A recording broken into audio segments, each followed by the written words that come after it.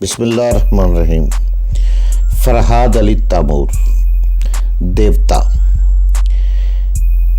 ایک بہت ہی اچھا داستان، ایک ایسے نوجوان کی کہانی جس کی صلاحیتوں نے دنیا بھر کے طاقتور ملکوں اور انسانوں کو دھول چٹا دی۔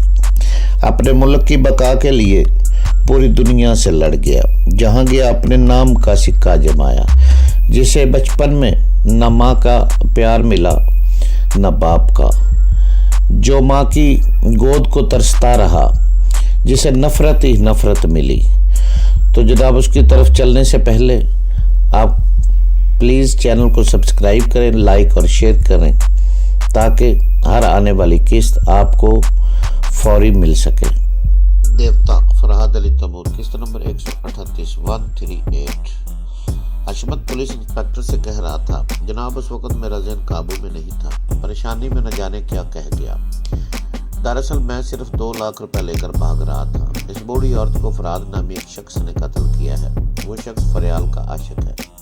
فریال نے غصے سے کہا، یہ جھوٹا ہے، خود کو بچانے کے لیے دوسروں پر الزام لگا رہا ہے۔ فرحاد صاحب سے میرے منگیتر ہے، ممی میری شادی ان سے کرنا چاہتی تھی۔ وہ کل رات کو پنڈی سے میرے ساتھ یہاں آئے تھے۔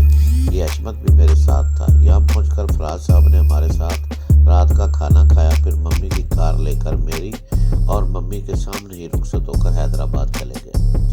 ہو سکتا ہے وہ آج شام کو واپس آ جائے۔ وہ بیچارے جانتے بھی نہیں ہیں کہ میری ممی کے ساتھ کیا ہو چکا ہے۔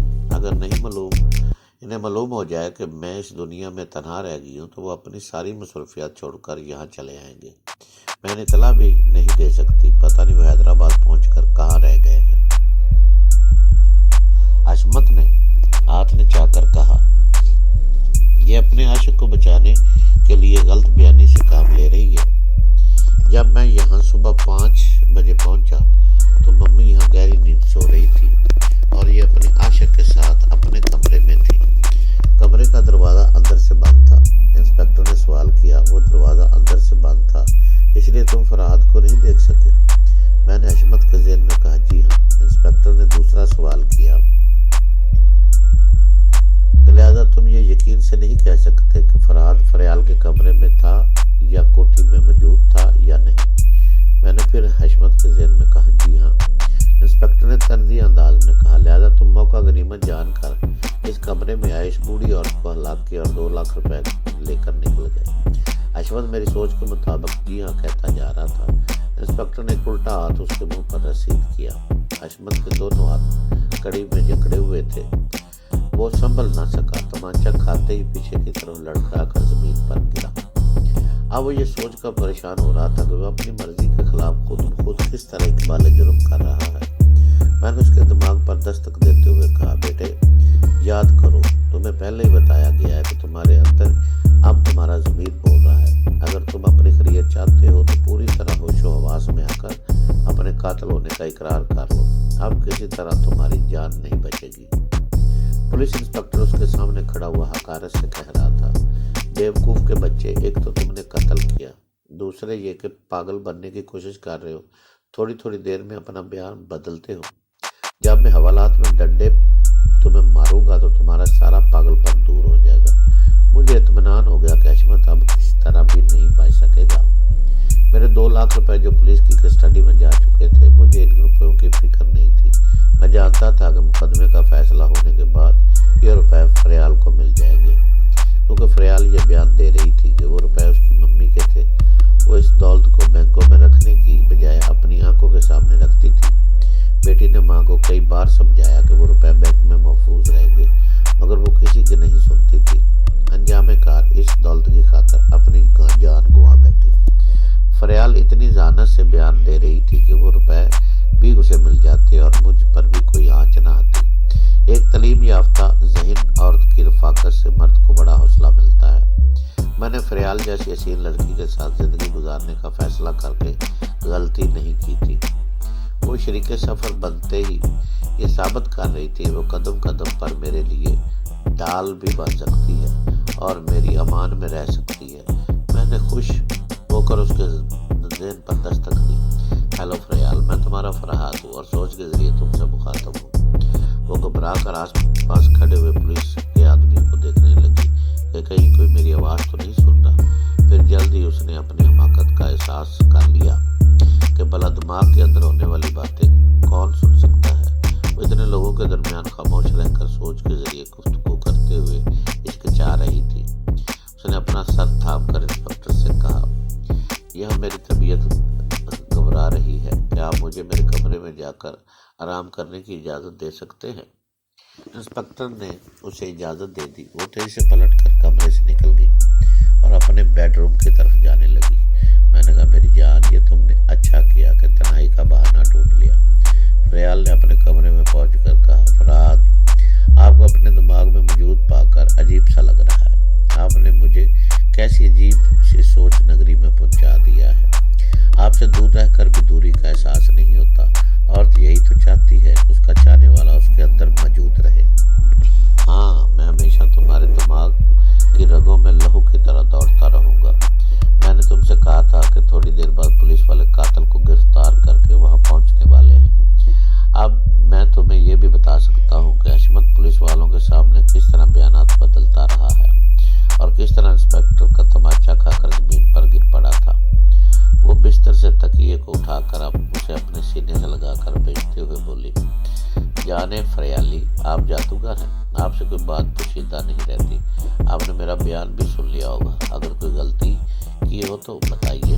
अगर तुम गलती करती तो बयान देने के दौरान ही मैं तुम्हें टोक देता और तुम्हारी रहनुमाई करता, मगर तुम वाकई ज़हीन हो। मैं तुम पर फख्र करता हूँ। मेरी बात सुनकर वो खुश हो रही थी और तकिए को बददस्तूर सीने से लगाकर भेजते जा रही थी। मैंने शरारत से कहा, वो तकिया है, मैं नहीं हूँ। वो एकदम से चिप गई, बुखलाकर खला में यूं तकने लगी जैसे मुझे देखते हुए मुखातब कर रही हो। कमाल है, मैं तो ये समझ रही थी कि आप टेलीपैथी के जरिए सिर्फ इंसान की सोच पढ़ते हैं, मगर आप तो इनके हरकतों को भी देख लेते हैं। हाँ, दिमाग की स्क्रीन पर इस वक्त तुम साफ तौर से नजर आ रही हो। तुम ज़हीन हो।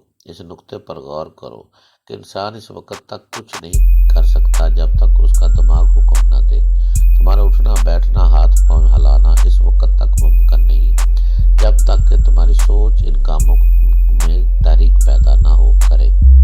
बहुत ही गैर महसूस तरीके से दिमाग बोलता जाता है, इंसान उसके मुताबिक हरकतें करता जाता है। फरियाल ने इस बात में सर हिलाते हुए कहा, हाँ, मैं भूल गई थी कि इंसान के दिमाग में पहले कुछ करने का ख्याल आता है, फिर वो इसी ख्याल के मुताबिक अमल करता है। अब मैं अच्छी तरह समझ गई कि आपने हशमत को भी इस तरह इंस्पेक्टर का तमाचा खाकर गिरते देखा है। इस तरह तो आप जब चाहते होंगे दूसरे इंसानों के अजीबोगरीब हरकतें देखते रहते होंगे। कोई आपको अपने अंदर की बात ना भी बताए तो आप छुप कर उसकी बात देख लेते होंगे। अल्लाह, ये तो बड़ी उलझन में पड़ गई हूँ।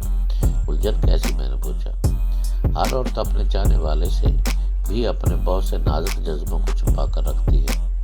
उन खट्टे मीठे जज्बों को अपनी अदाओं से ज़ाहिर करती है और चाहती है कि मर्द उसकी अदाओं की ज़बान सुन ले, मगर आप तो खतरनाक किस्म के चोर हैं। इधर मैं कुछ सोचूंगी, उधर आप समझ लेंगे। मैं तो बड़ी उलझन में पड़ गई। मैं उसकी बातें सुनकर हंसने लगा। आपकी सोच की लहरें बता रही हैं कि आप मेरी बातों पर हंस रहे हैं। अच्छा बताइए, इस वक्त मैं क्या सोच रही हूँ? तुम सोच रही हो कि इस वक्त तकिया की जगह मैं आ जाऊँ। उसकी शर्माती लजाती सोचने का, आ जाइए। दुश्मनों से निजात नहीं मिली है, वरना तुम्हारे बोलने से पहले आ जाता। आखिर वो दुश्मन कौन है, मुझे भी तो बताइए। मैं उसे बताने लगा। मैंने अपनी ज़िंदगी में बड़े बड़े ख़तरनाक दुश्मनों को नीचा दिखाया है, लेकिन इस बार जो दुश्मन टकरा रहा है मुझसे ज़्यादा टेलीपैथी का आलिम है।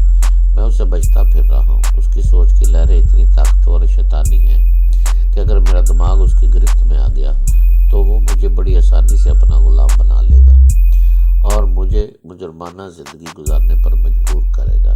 इसलिए मैंने अब तक यही कोशिश की है कि वो मेरे दिमाग तक ना पहुंच पाए। मैं तुम्हें ये बात समझा दूं कि कोई भी टेलीपैथी जानने वाला किसी के दिमाग की सोच तक कैसे पहुंचता है। दूसरों की सोच तक पहुंचने के दो अहम ज़राए हैं। पहला ज़रिया इंसान की आंखें, क्योंकि आंखें अक्सर अंदरूनी जज्बात की चुगली खाती हैं। दूसरा ज़रिया इंसान की गुफ्तगू है। एक शख्स की गुफ्तगू का जो लहजा होता है वही उसकी सोच का भी लहजा होता है। वो जिस جس انداز میں سوچتا ہے اسی انداز میں بولتا ہے۔ میرا ٹیلی پیتھی جاننے والا دشمن انہی دو ذرائع سے میرے دماغ تک پہنچ سکتا ہے، اسی لیے میں اس کے اعلیٰ کاروں کے سامنے اب تک گنگا بنتا رہا ہوں، کیونکہ وہ اپنے اعلیٰ کاروں کی سوچ کے ذریعے میری گفتگو اور میری سوچ کے لہجے تک پہنچنے کی کوشش کرتا رہا ہے۔